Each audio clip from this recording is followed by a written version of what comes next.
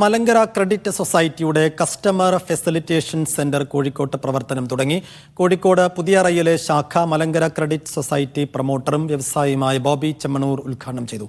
Cinema താരം ഹരീഷ് കണാരൻ ചടങ്ങിൽ മുഖ്യാതിഥിയായി.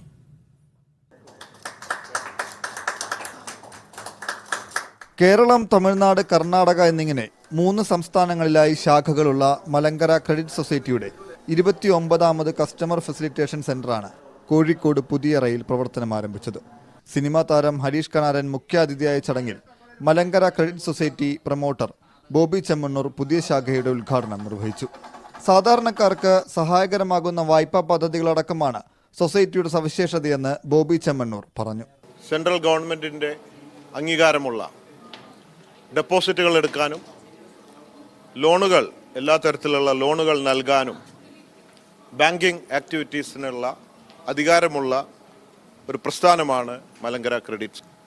ശമ്പളത്തിൻ്റെ ഇരട്ടി പലിശയില്ലാതെ, സെക്യൂരിറ്റി ഇല്ലാതെ നൽകുന്ന ലോകത്തെ ആദ്യത്തെ സൊസൈറ്റിയാണിത്.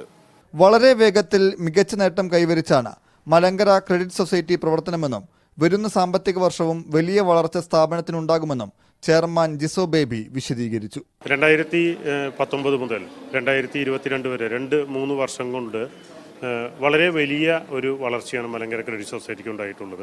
2022-23 സാമ്പത്തിക വർഷത്തിൽ ഏകദേശം 540 കോടി രൂപയുടെ ബിസിനസ് ചെയ്യുകയും 35,000-ൽ പരം മെമ്പർമാർക്ക് ലാഭവിഹിതം നൽകുകയും ചെയ്ത ഒരു സൊസൈറ്റിയാണ് Malankara credit society. Kozhikode corporation councillor Ranish, വ്യാപാരി വ്യവസായി ഏകോപന സമിതി സംസ്ഥാന ജില്ലാ ഭാരവാഹികൾ അടക്കമുള്ളവർ ഉദ്ഘാടന ചടങ്ങിൽ പങ്കെടുത്തു. മീഡിയ 1 കോഴിക്കോട്.